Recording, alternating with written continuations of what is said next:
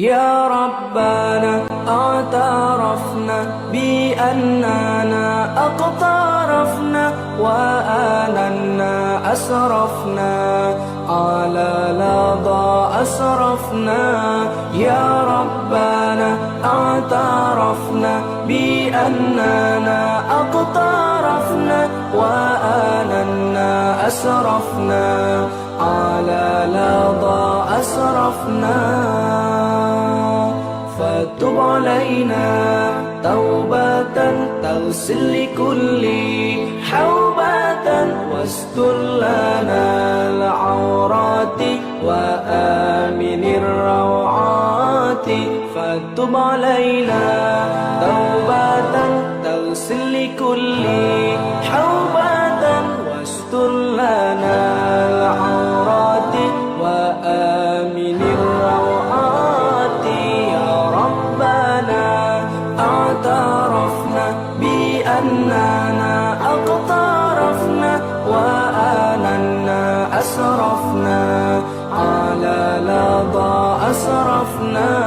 يا ربنا اعترفنا بأننا أقترفنا وآننا أسرفنا على لظى أسرفنا. واغفر لوالدينا ربي ومولودينا والآل والإخوان وسائر الخلان. واغفر لوالدينا ربي ومولودينا والآل والإخوان وسائر الخلان. يا ربنا اعترفنا بأننا أقترفنا وآننا أسرفنا على لظى أسرفنا. يا ربنا اعترفنا بأننا أقترفنا وآننا أسرفنا على لظى أسرفنا. فضلا وجودا منا لا باكتساب منا بالمصطفى الرسول نحظى بكل سهول.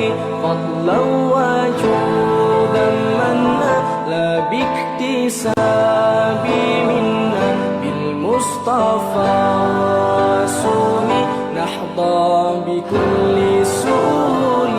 يا ربنا اعترفنا بأننا أقترفنا وآننا أسرفنا على لظى أسرفنا. يا ربنا اعترفنا بأننا أقترفنا وآننا أسرفنا على لظى أسرفنا. يا ربنا اعترفنا بأننا أقترفنا وآننا أسرفنا على لظى أسرفنا. يا ربنا اعترفنا بأننا أقترفنا وآننا أسرفنا على لظى أسرفنا.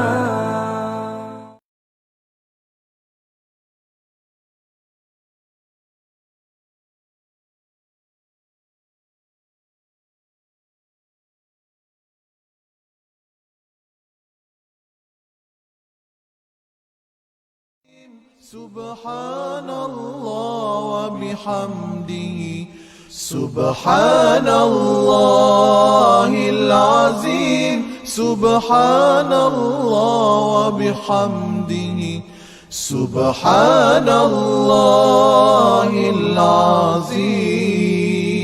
سبحان الله وبحمده سبحان الله العظيم. سبحان الله وبحمده سبحان الله العظيم. سبحان الله وبحمده سبحان الله العظيم سبحان الله وبحمده سبحان الله العظيم سبحان الله وبحمده سبحان الله العظيم سبحان الله وبحمده سبحان الله العظيم. أعوذ بالله السميع العليم من الشيطان الرجيم.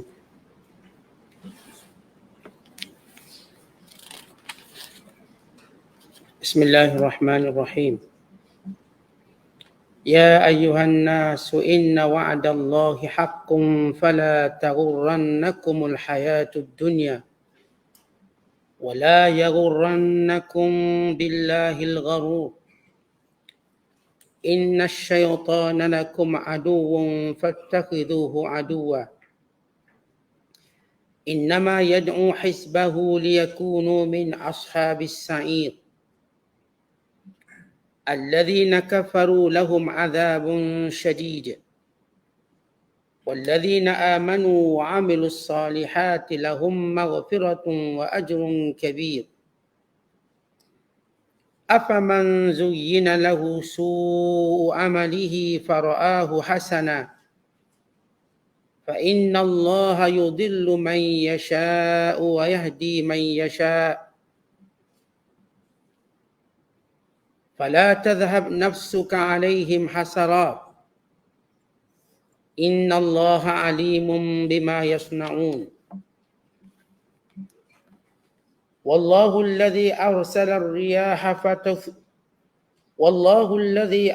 الرياح فتثير سحابا فسقناه إلى بلد ميت فأحيينا به الأرض بعد موتها كذلك النشور من كان يريد العزة فلله العزة جميعا إليه يصعد الكلم الطيب والعمل الصالح يرفعه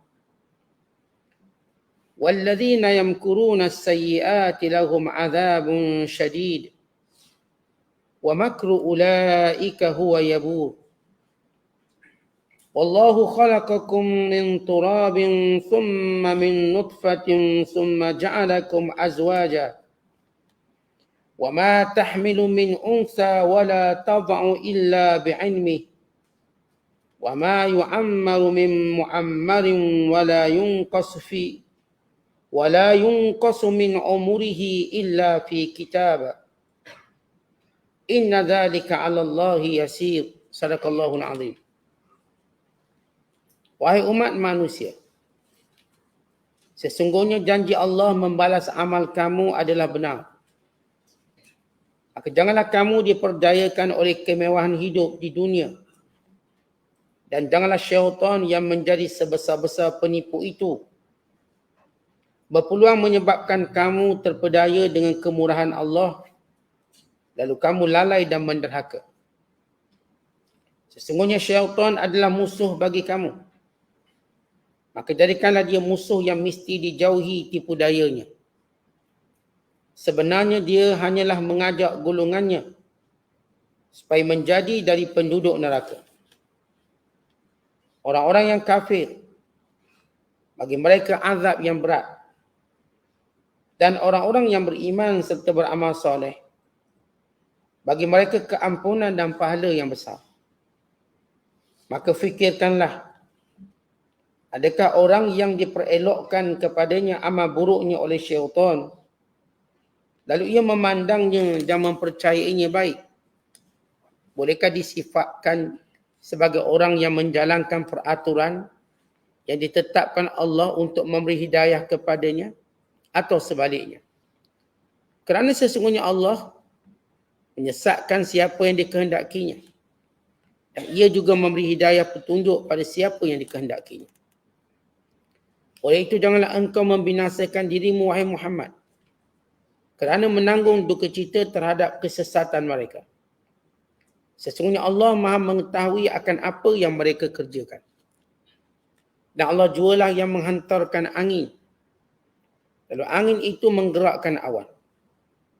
Kemudian kami halakan awan itu ke negeri yang mati yang kering kontang. Lalu kami hidupkan bumi sesudah matinya dengan hujan dari awan itu.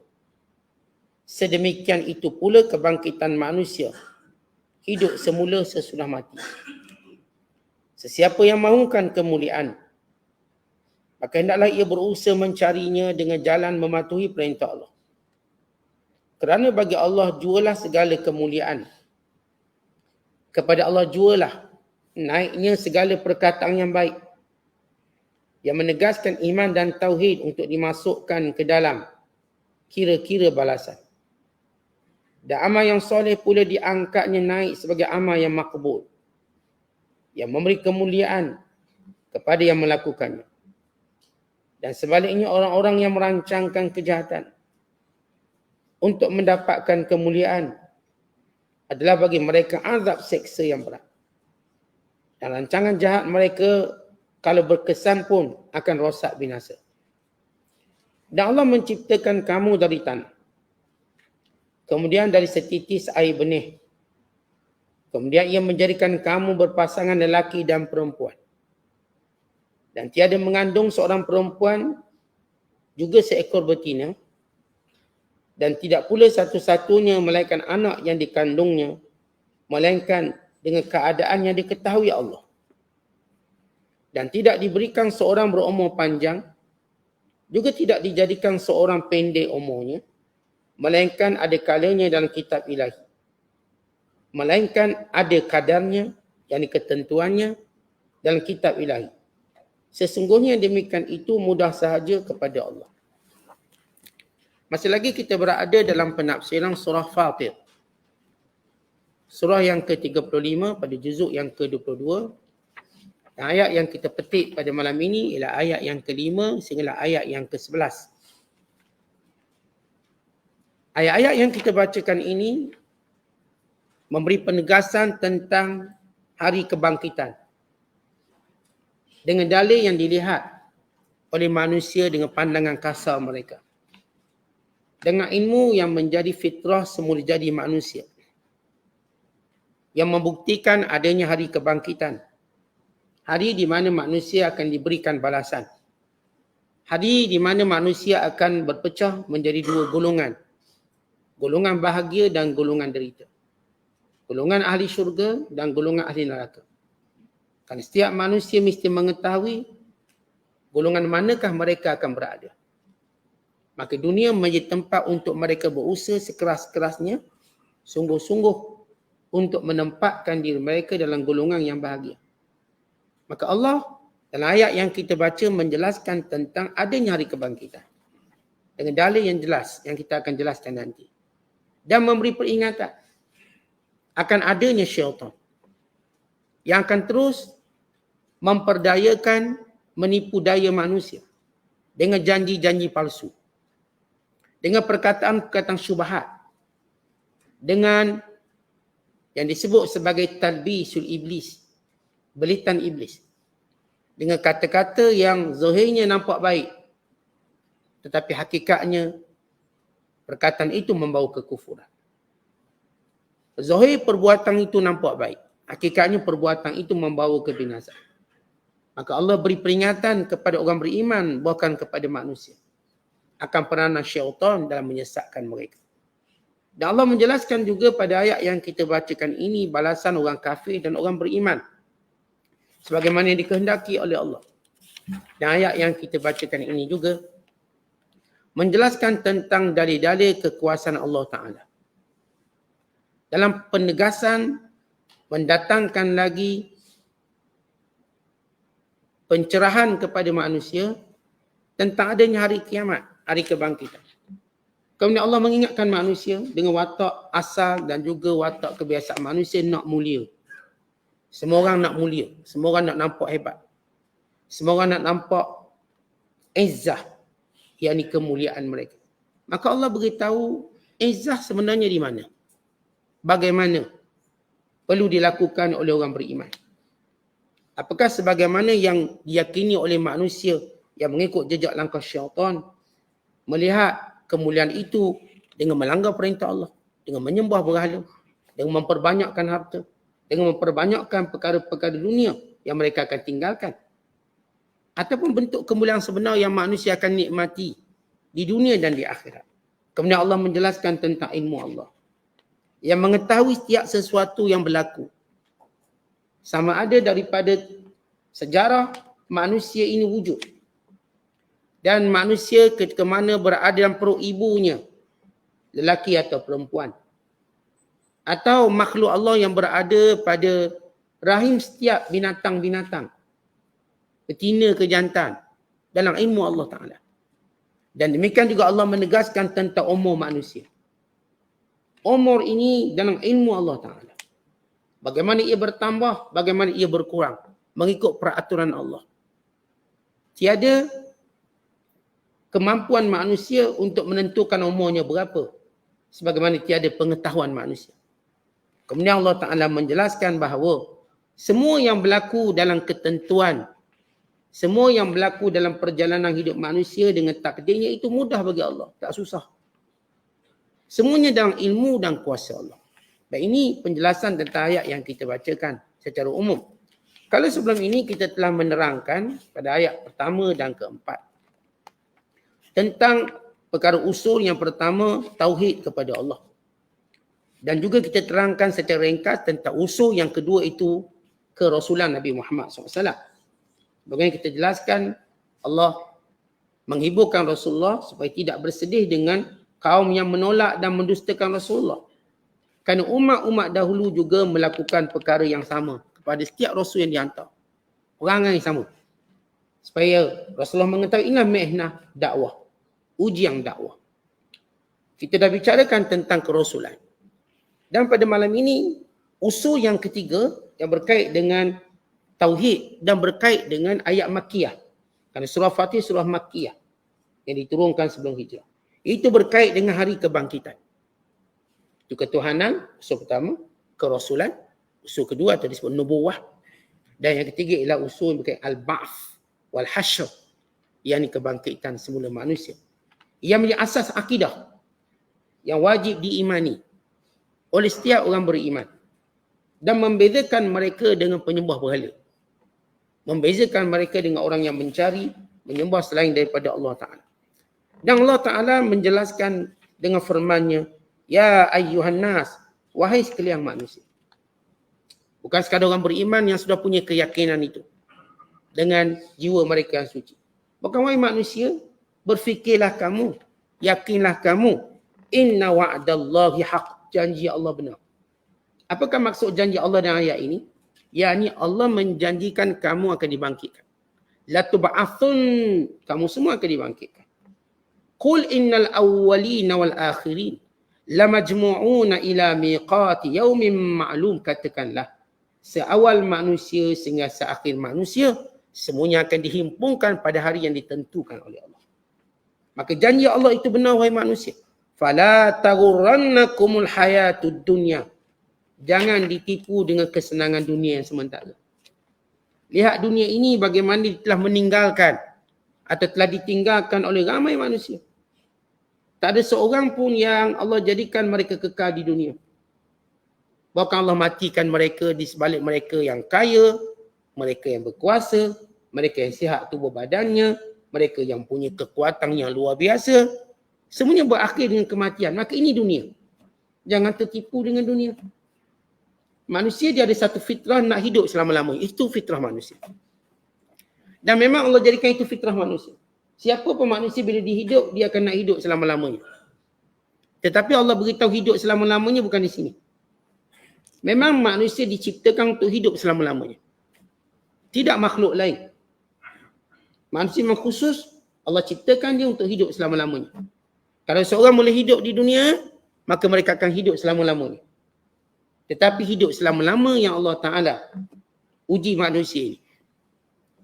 Yang Allah beritahu dunia sebagai tempat persinggahan, tempat mereka tanam tanaman, tempat mereka berbakti, beramal, tempat mereka melakukan ketaatan untuk mereka abadi ialah di hari akhirat kelak. Sebab itu perkataan dunia makna yang dekat, yang hampir, yang sekejap. Manakala akhirat yang akhirnya. Tentang kita setiap benda kita akan sebut akhirnya. Itulah kita nak akhirnya. Setiap kali kita dengar satu cerita, kita nak tahu akhirnya macam mana. Maka akhir itu yang menjadi matlamat kita. Orang cerita lah apa pun hebat, mula-mula kita nak akhirnya macam mana akhir. Sehebat-hebat cerita sekian-sekian, last sekali nak ending dia macam mana akhir. Cerita kalau tak ada akhir, kita ni bukan cerita. Kita bayangkan kita ada satu cerita tapi tak ada akhir. Fitrah kita menolak cerita macam ni. Kalau ada seorang saya nak cerita satu cerita, tapi cerita ni tak ada akhir, orang kata saya tak nak dengar cerita tak ada akhir. Sebab fitrah manusia bila sebut cerita, dia ada akhir. Kalau kita cerita orang masak, dia mesti berakhir dengan siap tu. Tapi kalau dia masak tak siap-siap, ni tak betul ni. Ni makanya hantu kongkong ni. Masak tak siap. Kalau namanya orang, fitrah dia masak siap. Maka ini fitrah manusia. Allah memang jadikan manusia hidup selama-lamanya. Tapi Allah bentangkan dunia sebagai ujian. Untuk kamu hidup selama-lama di sana, maka di sini tempat ujian. Dan Allah sebut dalam banyak ayat, ratusan ayat. Sebagaimana Allah menyatakan, Allazi khalaqal mauta wal hayata liyabluwakum ayyukum ahsanu amala. Dan dia Allah yang menjadikan kamu di dunia untuk uji kamu. Yang menjadikan mati dan hidup untuk menguji kamu. Siapa yang paling baik amalan? Yang paling taat kepada Allah. Wa nabluukum bisyarri wal khairi fitnah. Dan kami uji kamu di dunia dengan segala benda yang kamu tak suka, dengan benda yang kamu suka sebagai satu ujian. Untuk kamu dapat pahala. Maka semua manusia secara fitrah, mereka sebelum bekerja, kita akan berada tempat ujian kita. Barulah masuk kerja. Kita kena belajar dulu, universiti, belajar sekolah menengah, sekolah rendah. Kemudian persiapan, praktikal pula, okey baru kerja. Kita tahu itu proses fitrah manusia. Maka manusia, Allah kata, manusia, janji Allah benar, yang ini kebangkitan. Dan jangan kamu ditipu dengan dua benda. Yang pertama dengan kehidupan dunia. Yang kedua, jangan kamu ditipu dengan syaitan. Sebagaimana Allah sebut, wala yaghurrannakum billahil gharur. Jangan kamu tertipu dengan syaitan. Tapi kenapa disebut perkataan gharur? Gharur maksudnya tipu daya. Kerana syaitan terkenal dengan makhluk yang gunakan segala tipu daya. Dan tipu daya syaitan dan iblis ini berkait dengan sebuah benda. Termasuk berkait dengan ketuhanan. Dia kata buatlah dosa, Tuhan kan pengampun. Tak apa banyak-banyak. Kalau masuk neraka last kali masuk syurga juga. Syaitan mainkan benda tu. Tak payah takut. Kerana Allah tak ada faedahnya dia azab kamu. Kamu cuma makhluk biasa je. Tuhan tak akan azab. Tuhan akan lupa untuk azab kamu. Tuhan akan maafkan kamu. Tuhan akan ampunkan kamu. Segala gharur. Tipu daya. Sedangkan Allah sudah menghantar Rasulnya. Beritahu. Kalau kamu tak buat macam ni, dosanya macam ni. Azabnya macam ni. Melainkan kamu bertaubat. Maka Rasul ni beritahu jelas untuk menjawab gharur tipu daya syaitan dan iblis. Allah tak biarkan syaitan bermahajarilya dengan perkataannya. Maka dihantar Rasul bagi menjawab. Dan bagi menerangkan mana dosa, mana pahala. Mana patut kita buat. Dan di antara peranan para Rasul mengajar ibadat. Supaya iblis tak pedayakan kita, syaitan tak pedayakan kita cari ibadat yang salah. Kadang ramai orang cuba untuk menunjukkan penyembah pada Allah, maka cari ibadatnya salah. Akhirnya sebahagiannya menyembah berhala. Sebahagiannya menyembah perkara khurafat. Sebahagiannya menyembah perkara-perkara lain selain daripada Allah. Iblis juga kata, ini perantaraan kamu dengan Tuhan. Ini berhala. Yang hakikatnya kamu semua Tuhan. Iblis yang berkata, syaitan yang berkata, inilah berhala nenek moyang kamu dulu sembah. Sembahlah. Maka ini tipu daya yang syaitan buat. Sebab itu disebut dalam hadis Nabi SAW. Innali syaitani lamma bibni Adam walil malaki lamma. Fa amma lammatu syaitan fa'i'adun bisyar wa takdzibun bil haq. Wa amma lammatul malak fa'i'adun bil khair wa tasdiqun bil haq. Setiap anak Adam akan ada dua bisikan. Satu bisikan syaitan Satu, bisikan malaikat. Adapun bisikan syaitan, kata Nabi SAW, sentiasa menyuruh kamu buat benda salah. Apa benda salah? Pada pertimbangan syarak. Hukum dah jelas. Rasulullah SAW dah beritahu hukum. Maka apa sahaja yang menyalahi syarak itu kalau kita buat tak apa, salah sikit pun tak apa. Maka inilah syaitan. Syaitan ajar kita buat benda yang salah. Kita diajar kalau semayang kena ada wuduk. Nabi SAW menyatakan, Allah Ta'ala tak akan terima semayang orang yang berhadas. La yaqbadullah salatan muhdith wala haid. Allah tak terima solat orang yang berhadas dan orang yang haid. Dia kata apa, solat tak ada wuduk pun Tuhan kan mengampun. Ya, ini i'adah misyak. Sedangkan peraturan tu dah ada. Tiba-tiba syaitan kata lain, buat lain. Dia akan kacau dalam agama. Dia akan kacau menjauhkan dari agama. Dia akan kacau dalam dunia, dia akan kacau semua perkara. Tapi macam mana kita nak tahu i'adah misyak? Dia sentiasa suruh benda jahat. Macam mana jahat? Benda yang menyalahi syarak maka jahat. Dia sebut je perkata syarak. Ma huwa syarak? Ma khalafahu syarak. Apa yang menyalahi syarak maka jahat. Syarak kata salah. Syarak kata ini haram. Tiba kita kata apa salahnya, sikit je. Riba sikit apa salahnya? Maka ini syaitan. Arak haram. Syaitan kata sikit tak mabuk tak apa. Haram. Lihat bagaimana dia buat. Dia akan cuba menipu manusia. Maka zina haram. Dia kata zina kita nak kahwin tak apa. Lepas tu kan kita kahwin. Masalahnya kita pun dah bertunang. Maka ini i'adah misyak. Sebab itu setiap orang beriman wajib belajar. Kita kena belajar mana benda baik, mana benda jahat. Sebab dengan itu kita tahu bisikan syaitan. Tidak kalau kita tak tahu mana baik, mana tak baik. Kita tak tahu itu bisikan siapa. Akhirnya kita pun buat, ikut kita buat. Bila kita belajar, cara hukum hakam, maka disenaikan ini yang halalnya, ini yang haramnya. Ini yang harusnya, ini yang makruhnya. Ini yang bolehnya, ini yang salahnya. Ini yang sahnya, ini yang batalnya. Kan kita belajar semua. Dan wajib kita belajar. Dalam bab semayang, dalam bab puasa. Maka syaitan, bila mana kita jahil, dia amat suka. Makhluk yang paling mudah syaitan goda ialah makhluk yang namanya orang jahil. Maka syaitan tak peduli kalau orang jahil ni semayang. Sebab dia tahu bagaimana kerosakan dia buat. Syaitan tak peduli orang ni kalau tunjuk gambaran taat. Sebab dia tahu dia akan rosakkan taat dia. Kan itu orang beriman dia ajar untuk tambah ilmu supaya berilmu. Kita sentiasa didik anak kita biar berilmu. Kita didik diri kita biar mati dalam ilmu. Mati yang dicintai oleh semua para ulama. Sebagaimana kita cerita tentang Ayub Sukhtiani. Dia tanya bagaimana kamu nak mati? Aku akan mati dalam majlis ilmu. Dia tanya pada Abdullah Mubarak, macam mana kau nak mati? Kalau aku tahu aku nak mati hari ni, aku ambil kitab, aku cari guru. Dia aku mati dengan guru aku. Dan demikian juga Muhammad bin Ka'ab Al-Qurazi. Dia mati dalam ilmu. Sebab syaitan paling benci orang belajar. Paling benci. Itu belajar. Dan bila Nabi SAW menyebut antara benda yang diangkat ialah ilmu. Allah tak angkat kekayaan. Kekayaan melimpah. Tuan-tuan jangan bimbang kekayaan. Melimpah ruah nanti. Hari ni orang marah. Berkait dengan harta. Sebab mereka tak dapat banyak macam mereka nak. Bukan marah sebab tak dapat. Tak dapat macam mereka nak. Maksudnya banyak. Hari ni bukan cerita harta sikit.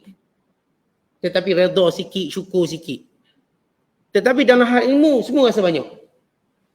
Bab harta semua rasa sikit walau banyak. Walau bilioner dia rasa sikit. Maka dia cari lagi nak jadi banyak. Tapi ilmu dia baru belajar. Dia dah rasa dah banyak dah ilmu. Sekarang saya nak hidup cara saya dah. Hatta kalau orang belajar, yang sampai Tok Guru dia mati pun dia tak berhenti.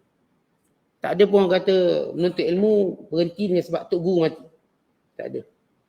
Dia berterusan sampai kita mati.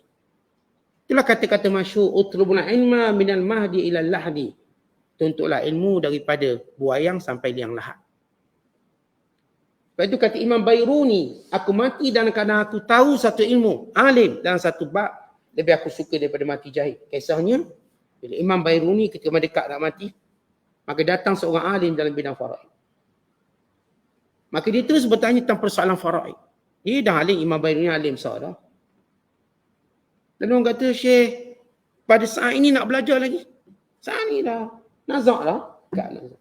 Dia kata bertemu dengan Allah dalam keadaan aku alim lebih aku suka.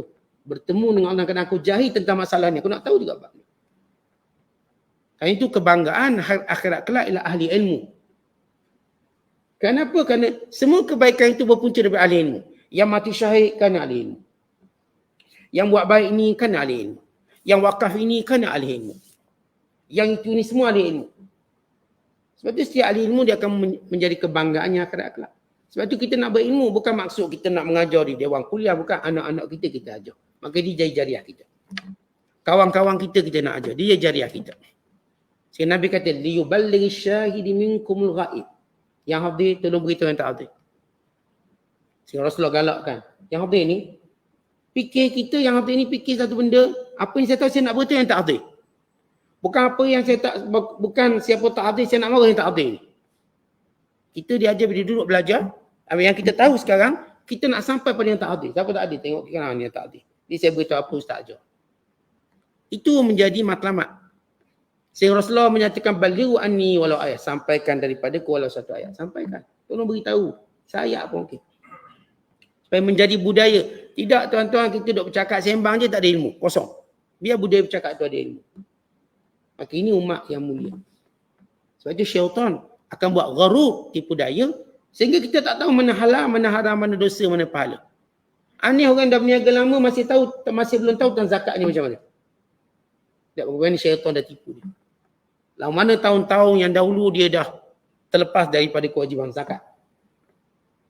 Ini orang-orang yang terlibat satu hal muamalah, jual beli, dia tak tahu itu haram. Yang selama ni dia buat. Bagaimana kalau dia mati dalam keadaan macam tu? Maka sebab itu kita untuk mengetahui ini bisikan syaitan ataupun bisikan malaikat. Dia ada ilmu. Habis tak, kalau saya tak tahu, kita kena tanya orang berilmu.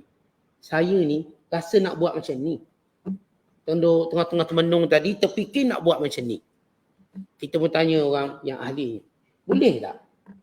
Saya fikir tengok kawan-kawan ramai susah, saya nak bagi hutang.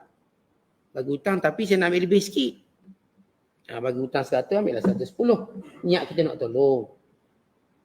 Ni kita rasa macam tu benda tu. Bila kita tanya ni jangan, maka ini salah.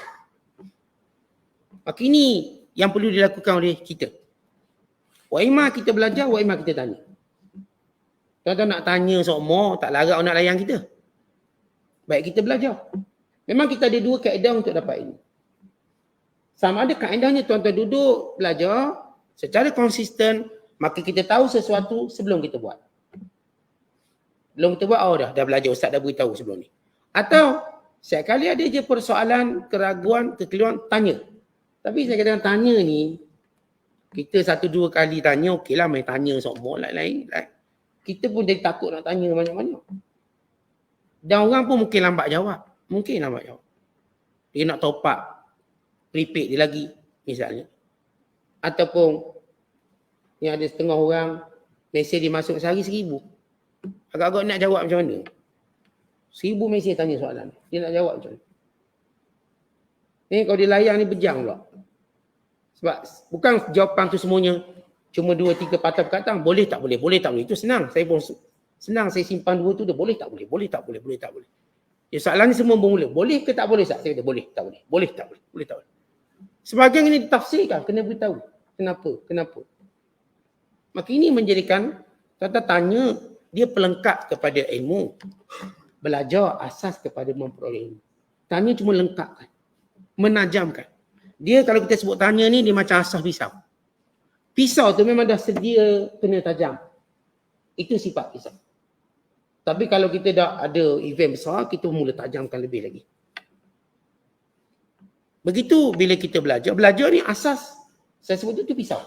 Tapi bila kita nak suruh sharp lagi, mantap lagi, baru kita tanya. Maka tanya ni menajamkan lagi apa yang kita nak tahu. Nak jelaskan lagi. Ini konsep dalam bab belajar. Jadi syaitan. Bila Rasulullah SAW menyatakan manusia ada bisikan syaitan. Yang ada bisyar. Bisikkan benda jahat. Jadi nak tahu benda jahat, mesti kena belajar. Wa takdzibun bil haq, dan mendustakan kebenaran. Dan ada pun bisikan malaikat. Fa'i'adu bil khair, disuruh benda baik. Wa tasdiqun bil haq, dan membenarkan yang benar. Dia dah sebut tuan-tuan, kita tak boleh berkecuali. Yang betul, kita betul, saya sokong. Yang salah, saya tak sokong. Kita tak, saya berkecuali. Tuan-tuan, kita antara dua, membenarkan yang benar dan membohongi yang salah. Kalau kita berkecuali, maknanya kita tak tahu. Maka kita kena tahu sampailah kita tak berkecuali. Kalau kita tahu A ke B betul. Contoh, saya berkecuali. Tak, awak kena tahu mana satu betul. Sebab menyokong yang betul itu wajib. Menerangkan yang salah itu juga wajib. Tak, saya nak duduk tengah, biarlah tak tahu apa, biarlah dia nak apa. Tak boleh macam tu. Apa pun kita tahu, kita nak tahu sangat hal orang lain, gosip orang lain. Bab kebenaran dan agama kita tak nak tahu. Ni pelaburan ni halal ke haram. Kena tahulah. Tak ada orang kata halal, ada orang kata haram. Macam mana? Saya buat dirt je Ustaz, buat belaka lah. Mana boleh? Kena tahu, belajar dulu. Sebab kita, bila kita belajar dan kita tahu, kita tak dihukum dengan apa yang kita dah belajar. Walau salah. Sebab kita dah usaha untuk belajar dan tahu. Sebab itu bila Rasulullah menyatakan al-hakim idza syahada fa asaba falau ajran wa idza akhta falau ajrun wahid. Seorang hakim bila dia dah bersungguh-sungguh cari kebenaran, maka kalau dia betul dapat 2 pahala. Kalau dia salah dapat 1 pahala. Kita belajar sungguh-sungguh tapi kita tak menepati yang benar. Tapi kita dah belajar. Maka kita tidak dicela sebab kita belajar. Kita dah gunakan segalanya.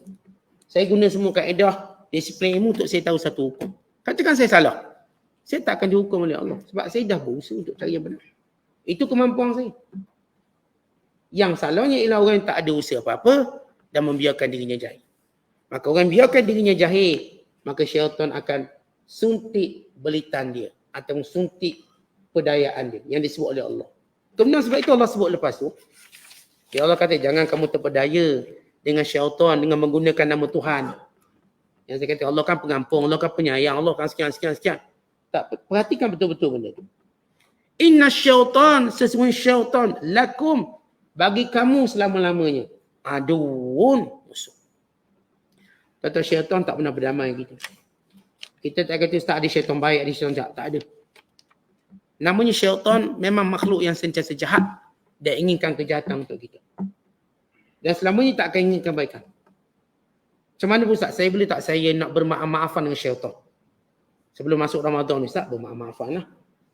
Hari raya pun saya memang minta maaf dengan syaitan pun minta maaf dengan saya. Sebab itu saya kata kejahilan mengeluarkan idea yang bodoh. Allah dah sebut yang nama musuh syaitan. Dia memang inginkan kamu jadi ahli neraka, teruknya. Tuan-tuan, kita dengar ada seorang tu, dia nak suruh kita mati, kita dah marah kat dia. Padahal kalau dia nak suruh kita mati, tak boleh besar sangat, dia pun mati juga. Tak ada hal. Kalau ada orang tu dia nak buat jahat, nak khianat ke kita. Sampai mana awak nak khianat saya? Sampailah awak mati, okey. Sebab awak pun mati. Kubur kita sebelah nanti. Baik, awak nak khianat saya sampai awak bankrupt, tak apa, saya buka bisnes lain. Kalau atas dunia ni orang nak aniaya kita tanya sampai mana awak nak buat? Tetap benda tu dia cuma berakhir kat dunia je. Tak lebih pada tu. Tapi nama syaitan dengar. Apa kata Allah tentang syaitan? Innama yad'u hisbahu. Syaitan sentiasa menyeru untuk menjadikan pada pengikutnya, pada penyokongnya yang ikut jejak langkahnya. Liyakunu min ashabis sa'ir. Supaya menjadi penghuni neraka. Tentang saya kata kalau ada orang nak ananya kita, nak khianat kita, benci kat kita, kita boleh tanya sampai mana orang nak benci saya? Sampai awak jatuh daripada pangkat awak. Okey lah, tak apalah. Taklah teruk sangat, biasa je. Kita pun mungkin dah nak pencing tahun depan misalnya. Sampailah awak misalnya bercerai berat, pun taklah berat sangat. Kita pun mungkin rujuk balik, mungkin kahwin balik misalnya. Tak teruk, cuma kat dunia, ceritanya kat dunia. Sampailah kamu bankrupt bisnes pun tak teruk. Tapi kalau dia kata sampai kamu jadi penghuni neraka, oh ini teruk. Kerana bererti peluang untuk keluar itu terlalu tipis dan mungkin tak keluar. Kerana agenda utama syaitan nak suruh manusia dan pengikutnya kekal dalam neraka. Bukan sekadar masuk, kekal terus. So, bagaimana kita boleh membenarkan musuh macam ni? Membuka ruang untuk kita terpengaruh dan terpedaya. Kalau saya katakan saya kat dunia dengar ada orang nak khianat saya pun dah tak nak tegur dia. Ada seorang nak khianat saya pun dah tak nak tegur. Saya pun tak nak peduli dia. Kalau datang dia dekat-dekat, saya pun tak nak layan dia. Saya pun takkan dekat dengan dia, saya pun takkan cakap dengan dia. Sebab tahu dia nak rosakkan saya. Tetapi ini rosak dunia je. Saya kata mungkin rosak dunia menjadikan kita dapat lebih baik. Ini kerja iblis syaitan nak suruh jadi ahli neraka. Takkan tuan-tuan tak benci? Takkan tak marah? Yang menjadikan kita payah nak bangun subuh, itu syaitan. Maka saya marah. Saya bangun. Yang menjadikan kita ni lena malam tak bangun qiyam, itu syaitan. Kencing kat telinga kita. Sebagaimana disebut dalam hadis Nabi SAW. Bila orang tak bangun malam, Zakar rajul yabulu syaitan fi udhunai. Lelaki itu telah dikencing dalam telinganya oleh syaitan. Supaya dia tak dengar benda-benda yang boleh membangunkan dia. Maka syaitan kencing dalam telinga. Tuan-tuan kita dengar, ada saat lagi orang nak kencing kat telinga kita. Tuan-tuan bangun ke tak bangun? Bangun. Ini tiap-tiap hari dibiarkan syaitan kencing kat telinga. Kita kalau dengar makhluk ni jahat punya jahat. Jahat tak jahat dia. Nak ajak kita masuk neraka. Nak ajak masuk neraka. Bagaimana kita tak benci terus bagi laluan. Sebab itu dalam ayat banyak. Allah sebut, wala tattabi'u khutuwati syaitan. Jangan ikut segala jejak jelak langkah syaitan. Tuan-tuan, jejak langkah pun jangan ikut. Jangan kata perbuatan ni, jejak dia pun jangan. Dia lalu sini, kita lalu lain. Kita kan kalau benci sangat, nampak sana, kita lari sana. Maka itu watak kita dengan syaitan. Tapi yang masalahnya lalu sana, kita pun ikut sekali. Lalu kita buat amalan perangai syaitan. Kita buat sifat-sifat syaitan ada dalam diri kita. Kita tak pernah rasa menyesal, kita tidak bertaubat. Kita tak pernah fikir macam mana kita nak benteng diri supaya syaitan tak pengaruhi dalam percakapan kita, dalam janji kita, dalam perbuatan kita, dalam cara belanja kita, even cara makan. Cara makan kita. Rasulullah SAW ketika duduk tempat makan, seorang budak menyambar makanan. Nak makan cepat, tak baca bismillah. Nabi pegang tangan. Datang orang tua pula, ulur tangan nak makan cepat. Nabi pegang tangan, dua pegang. Kata Rasulullah, syaitan menjadikan ni untuk hilangkan keberkatan makanan. Baca bismillah dulu dah makan. Bayangkan Rasulullah pegang tangan. Dan Nabi SAW tak nak apa pun dirosakkan oleh syaitan. Sebab tu bila kita makan, kita lupa baca bismillah, baca lagi. Bismillahi awwaluhu wa akhiruhu. Ataupun bismillahi awwalihi wa akhirihi. Baca. Pernah satu ketika seorang sahabat makan, dia tak baca bismillah. Maka bila dia ingat, disebut balik. Bismillahi awwalihi wa akhirihi. Maka Rasulullah pun senyum. Kerana Rasulullah melihat syaitan memuntahkan balik. Lihat bagaimana dalam hal sekecil itu pun Rasulullah ambil kira. Kita nak masuk tanda baca doa berlindung dari syaitan. Kita nak tidur pun sama. Jangan sampai syaitan ganggu mimpi kita. Tidur kita. Dan Rasulullah ingat bila kamu tidur, syaitan akan ikat kamu dengan 3 ikatan. Pun kita tahu benda tu. Setiap kali kita rasa payah nak bangun, kita tahu kita sedang diikat sekarang. Bukan sebab tidur lewat. Bukan sebab kita kena tidur banyak. Syaitan ikat. Maka cepat-cepat menyebut nama Allah. Maka kata hurai 1 ikatan. Kemudian berwuduk, hurai 1 ikatan. Kemudian solat. Tentang itu Rasulullah dah beritahu. Untuk mudah bangun malam macam mana. Bangun malam Allah, okay, sejuk, okay, nak tidur lagi. Bila dia tahu ni syaitan ikat ni. Sehingga semuanya merasa macam, ya waktu itu macam rasa lena sangat. Syaitan sedang melenakan kita. Maka semua benda syaitan kita tahu. Kerana dia nak ajak kita jadi ahli neraka. Jadi bila kita buat kebaikan tak semangat, kita tahu ini syaitan lah ni. Tapi kalau buat benda-benda jahat semangat pula, syaitan. Buat benda baik siap. Baru kuliah 15 minit kantuk dah tengok. Syaitan. Maka kita kena lawan. Tak boleh jadi perangai kita. Oh biar, Ustaz dah saya memang macam tu. Saya ni memang pernah. Ini syaitan.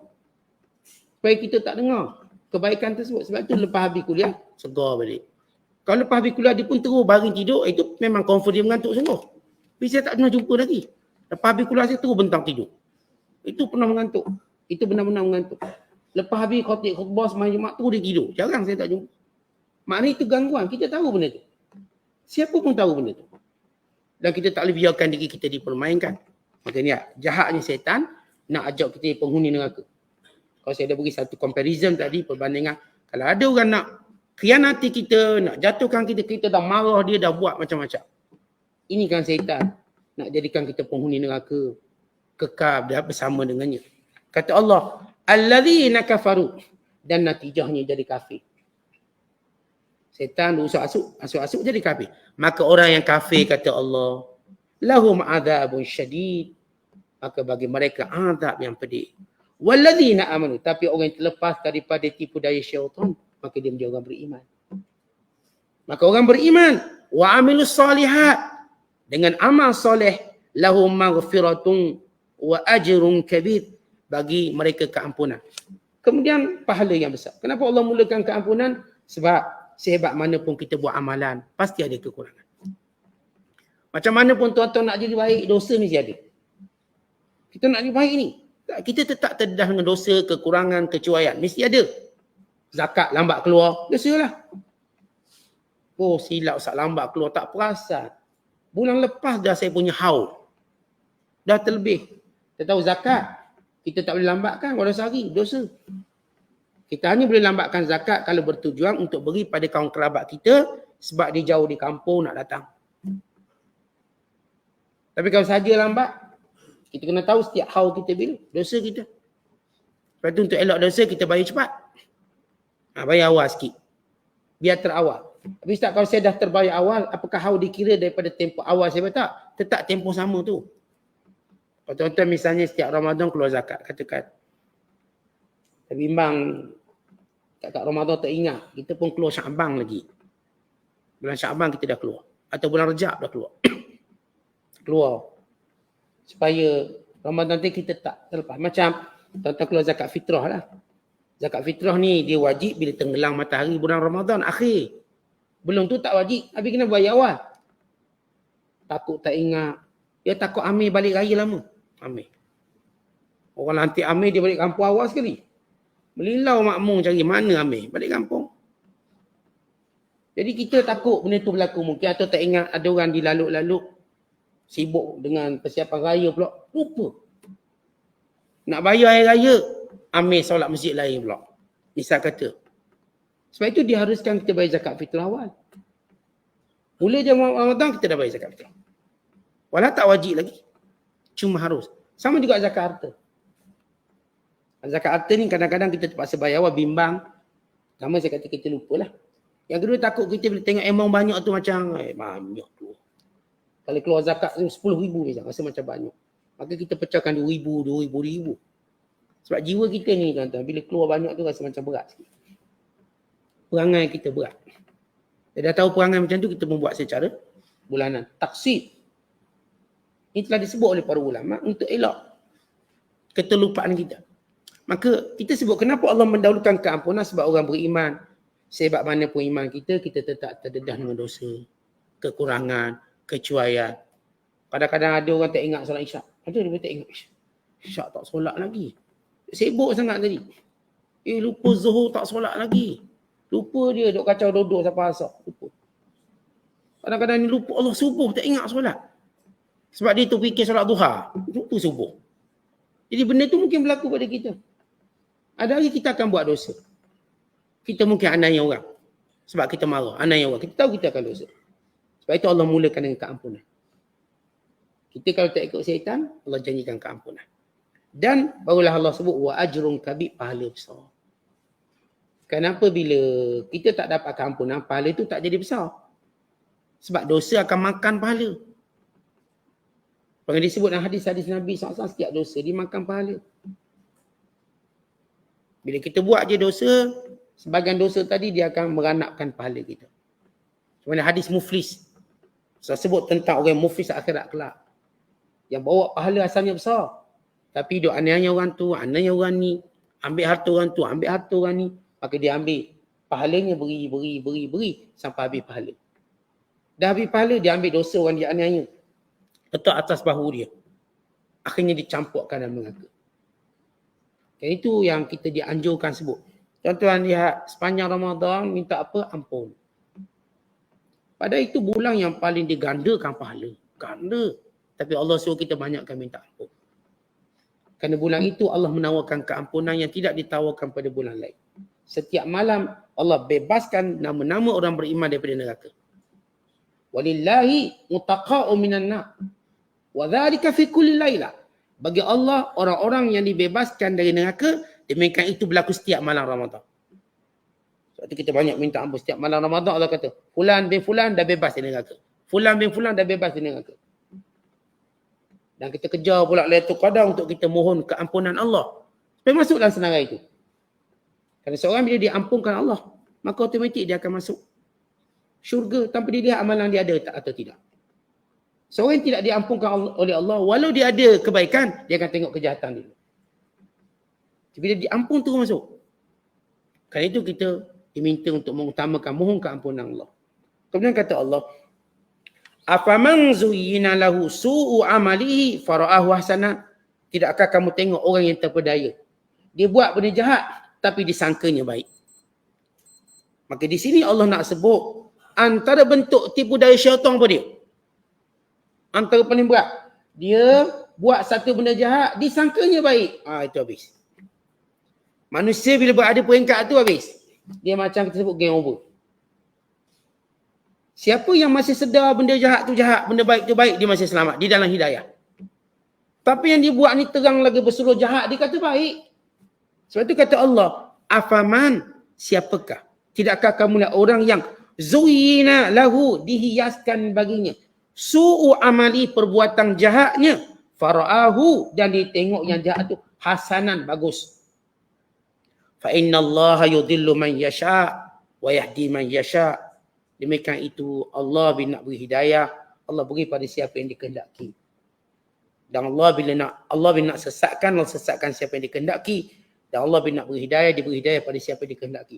Tentang kadang-kadang kita terfikir, kenapa orang ni dah tahu salah ni? Dah tahu rasuah salah ambil. Dah tahu hak orang dia ambil. Dah tahu haram dilanggar. Kenapa? Dan bila kita tegur dia, apa masalahnya? Okey. Kenapa pula dipandang baik pula ni? Dia kata perlu kita buat sekarang. Ni ada setengah-setengah pemimpin. Dia ajar para ulama, kita tak boleh terikat dengan nas syarak. Nas syarak punca kita tak maju. Berlaku pertelingkahan antara pimpinan dengan para ulama. Sebagaimana berlaku di Mesir. Di Mesir kata, kita perlu keluar daripada segala nas. Itu yang menyebabkan kita tak maju. Wah, selama ni dibuat tu semua langgar nas. Tak maju. Jatuh Mesir. Bukan dia ikut nas pun. Tak ikut pun. Dia cuba untuk konongnya. Lihat orang macam ni sehingga dia kata nak dengar perkataan dengar dari saya. Even yang ulama pun jangan dengar. Tengok dia punya rasa baik. Dia rasa dia lebih alim daripada ulama. Dia rasa dia lebih pandai. Dia tak perlu dengar sesiapa. Orang kena dengar dia. Tentu kalau sampai peringkat ni. Macam mana dia tak sedar benda tu salah. Dia dah tengok ni jatuh merudung ni. Dia masih tak sedar benda tu salah. Maka inilah namanya kalau Allah nak beri hidayah. Itulah dia hidayah Allah. Kalau nak sesatkan. Demikian segala logik, mantik, segala kebenaran yang dibentangkan depan dia. Tak kata tak. Saya tak nak dengar yang ni. Sebab itu cerita Firaun, cerita Qarun, cerita Haman. Orang ni bukan tak sampai kebenaran. Tapi dia tetap lihat apa yang dia buat tu betul. Dia merasakan lawan Musa tu betul. Lawan Nabi Muhammad tu betul. Lawan Nabi-Nabi sekarang tu semua betul. Bahkan menganggap Nabi-Nabi ni yang sesat sebab tak ikut nenek moyang kita. Ini aneh. Walau dia tak mampu pun berhujah oleh satu hujah. Maka kata lihat ada manusia. Besarnya penipuan syaitan sehingga yang jahat pun dia anggap baik. Yang sebuah berhala nampak baik. Dia nampak tu Tuhan. Kita pun macam mana awak nampak berhala ni Tuhan? Padahal baru awak import daripada sekian negara semalam. Baru beli. Ni Tuhan. Umur kamu lebih tua pada Tuhan kamu tu. Dia lahir tahun 70-an. Tuhan dia baru buat tahun 2023. Latest edition. Edisi terhad. Pak Tuhan semacam. Aneh. Pelik. Ini di India ada satu ajaran baru. Tak baru juga, kira lama juga. Mereka menyembah yang membunuh Mahatma Gandhi. Masa zaman Mahatma Gandhi, tuan baca sejarah India, mereka marah Mahatma Gandhi kononnya melemahkan Hindu di India. Dan dasar yang agak bertentangan. Maka mereka bunuh. Tak sempat dia Perdana Menteri, mati. Masa itu dia anggap penjenayah. Contoh dengan mereka membina negara Hindu hari ini. India menjadi negara Hindu. Kuat. Lalu mereka mengangkat siapa pun yang telah menyekat pengaruh Hindu, termasuk Mahatma Gandhi. Lalu mereka buat patung yang bunuh Mahatma Gandhi untuk disembah hari ni. Dan mereka buat gereja ataupun kuihnya. Tapi kita pun macam penat fikir buat-buat ni. Macam mana jadi macam tu? Ni bila Trump menang pertandingan Presiden Amerika, mereka pun buat berhala. Donald Trump sembah. Dan bila Donald Trump kalah, sedih dia, Tuhan dia kalah. Buat ni patung Donald Trump. Tawa. Tentang bila Allah nak sesatkan orang, perangai bodoh pun tak nampak bodoh. Jadi kita kata nak cakap apa orang ini? Maka Allah jawab. Allah dia nak menghendaki sesatkan orang, maka Allah sesatkan. Bila Allah nak beri hidayah, kadang-kadang kita pun tak fikir ada orang dapat hidayah yang cara yang aneh. Macam mana dia dapat hidayah? Hanya dengan azan dapat hidayah. Hanya dengan sekian-sekian dapat hidayah. Macam saya cerita seorang sekretari Yahudi yang dapat hidayah. Yang seorang jutawan Yahudi. Dia nak hina orang Islam. Dia pergi negeri Islam yang miskin. Maka jumpa seorang perempuan yang selalu doa, Ya Allah murahkan rezeki. Maka dia kata pada sekretari dia, kamu ambil duit ni, kamu beri pada dia. Kalau dia tanya daripada mana sumber, katakan ini syaitan kasih. Nak tengok reaksi dia. Setan kasih. Maka sekretari kerja Yahudi. Bawa duit, pergi jumpa perempuan ni. Beri duit. Perempuan ni bila dapat duit tu bersyukur pada Allah. Dia tak tanya pun duit dari mana, dia cuma syukur pada Allah je. Yang dia sekretari macam terkejut tengok. Ya, kuatnya hubungan dengan Allah, kuat. Dia tetap melihat yang memberinya Allah. Bukan yang lain. Sehingga menyebabkan dia masuk Islam. Ni bila kerajaan Amerika nak hantar dutanya ke Mesir. Maka dia suruh duta ni belajar, masuk di satu universiti di Amerika untuk belajar ilmu teologi. Sebab mereka perlu menjadi suatu tak terpengaruh orang Islam di Mesir dan sekaligus menjadi penyebar agama Kristian di Mesir. Cuma penyebaran Kristian di Mesir oleh kedutaan mereka ditentang oleh golongan Baba, mazhab Ortodok di Mesir. Sebab dia bawa Katolik. Maka gaduh dengan golongan Ortodok Mesir. Gaduh. Tapi kita nak cerita ni, yang ni dia hantar untuk jadi safir kedutaan. Belajar dengan seorang profesor bidang teologi Kristian. Akhirnya profesor tu sendiri, dia rasa ragu dengan Bible tu sendiri. Sehingga pembelajaran tu bertukar daripada dia dapat hidayah masuk Islam. Asal belajar untuk lawan Islam. Ya, kalau Allah nak beri hidayah. Itu yang Allah cerita di sini. Ada orang yang benda jahat dihiasi nampak baik. Dia buat dan dia pertahankan itu baik. Kenapa? Demikian kalau Allah nak sesat siapa kehendaki. Dan demikian juga kalau Allah nak beri hidayah siapa yang dikehendaki. Sebab itu kata Allah, fala tazhab nafsuka alaihim hasarat. Kan itu jangan kamu ikut cenderung pada golongan-golongan itu. Jangan duk ikut golongan tadi, jangan mendekati golongan-golongan tadi. Kan nanti kamu akan menyesal. Kamu akan menyesal ikut mereka. Innallaha alimun bima yasnaun. Allah mengetahui apa yang dilakukan oleh kamu semua. Apa yang dilakukan oleh manusia. Sebab itu kata Allah Ta'ala. Jangan kamu terpengaruh dengan orang yang ditipu dengan kekufuran, ditipu dengan maksiat, ditipu sekian-sekian. Nescaya kamu akan menyesal macam mereka satu hari nanti.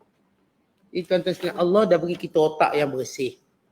Semua manusia diberi otak yang bersih, sebab tu otak ni kita boleh belajar. Dan sebenarnya manusia dengan mudah boleh tahu betul salah. Tapi bila adanya pengaruh syaitan, dan bila adanya kejahatan-kejahatan yang tak mampu untuk dilindungi dirinya daripada pengaruh syaitan, akhirnya bagaimana dia tetap membodohkan dirinya untuk mengikut jalan syaitan. Maka Allah ingatkan kita, fala tazhab nafsuka alaihim hasarat. Ayat ini asalnya memberi maksud, wahai Muhammad, tak payah sedihlah dengan kekufuran mereka. Tak payah sedih. Kamu tak payah sedih dengan apa yang berlaku pada mereka. Kenapa? Kamu dah sampaikan, tapi dah sampai peringkat setan dah pengaruh dia. Sehingga dia anggap benda jahat tu baik. Maka fala tazhab nafsuka alaihim. Jangan kamu biarkan diri kamu diulik dengan keadaan mereka tadi. Hasarat dengan rasa sedih dan sebagainya. Tak payahlah. Biarlah. Dan jangan ikut mereka. Jangan cenderung lagi pada mereka. Innallaha alimun bima yasnaun. Allah Ta'ala mengetahui bagaimana kesudahan mereka. Allah tahu apa yang mereka buat. Dan Allah tahu bagaimana kesudahan setiap orang yang dibeli oleh iblis dan syaitan. Setiap orang yang menganggap perkara jahat itu baik, Allah tahu bagaimana kesudahannya. Sebagaimana setiap orang yang melakukan perkara baik itu sebagai baik, Allah juga tahu kesudahan yang baiknya. Jadi kalau kita tengok dalam pentas kehidupan dunia, siapa yang menganggap benda jahat tu baik. Akhirnya kita lihat bagaimana kesudahannya, apa yang dia anggap tadi tak akan beri manfaat sedikit pun pada dia. Wa imma berhala yang disembah, wa imma kejahatan yang dia pegang, wa imma perbuatan-perbuatan itu. Yang dia anggap rasuah tu baik. Baik rasuah tu sebab menambahkan income, sekian-sekian. Kita tengok kesudahannya. Apakah dia akan kata baik juga pada akhirnya? Kerana mereka yang melakukan apapun perbuatan, di akhirnya Allah akan merasakan pada mereka rasa untung atau rasa rugi. Tentang sebelum kita keluar kat dunia ni, kita akan ada perasaan untung ke rugi. Kalau orang beriman, Allah akan datangkan rasa untung dia. Untung saya, sekian-sekian. Kalau orang-orang itu yang jahat, maka Allah akan datangkan rasa rugi. Sebab itu dia minta kepada malaikat maut, panjangkan umur sikit lagi nak jadi orang baik pula. Ada orang beriman, mereka dah anggap inilah perjalanan yang mereka tunggu. Mereka akan berkata pada malaikat maut, oh inilah perkara yang gaib yang kami tunggu-tunggu untuk datang pada kami. Sehingga mereka begitu suka dengan pertemuan dengan Allah. Sebab Allah datangkan rasa gembira. Apa yang mereka dah buat? Kebaikan. Manakala orang-orang yang jahat dan orang kafir, datang rasa penyesalan. Lalu mereka minta panjang umur. Boleh tak panjang umur sikit lagi, panjang umur sikit lagi. Demikian fitrah yang Allah jadikan pada manusia. Bukan sebelum kita mati pun kan kita ada fitrah. Kalau kita buat baik, kita tahu itu baik. Fitrah. Kalau kita buat jahat, kita tahu benda itu jahat. Walaupun lidah kita kata baik. Atau binatang pun. Saya selalu bagi contoh kucing. Kalau kita beri makan, dia makan dengan tenang. Tapi kalau dicuri ikan kat dapur, dia mesti tak tenang. Mesti tak tenang, nampak kita lari dia. Sebab dia curi. Itu binatang sementara kita. Tuan-tuan masuk rumah orang dengan izin, tuan-tuan masuk dengan tenang. Tuan-tuan masuk rumah tanpa izin, masuk ikut tingkat, takkan tenang. Nampak tahu orang mesti lagi. Ini fitrah manusia. Allah jadikan. Sebab itu pencuri kena masuk senyap-senyap. Dia tak ada ketuk pintu nak masuk. Sebab dia pun tahu benda tu salah. Maka kalau orang baik, dia akan datang ketuk. Dia baik. Maka fitrah ini akan dirasa oleh semua manusia. Belum kita mati, kita akan rasa balik yang selama ni kita buat sepanjang hidup. Baik, maka kita bergembira. Lalu kita pun merindui pertemuan dengan Allah. Tapi kalau orang tu buat jahat, dia akan rasa salahnya aku, degilnya aku, teruknya aku. Untuk dia rasa penyesalan seumur hidupnya. Yang tak mampu lagi untuk dia tebus kembali. Wallahu bissawab. Assalamualaikum.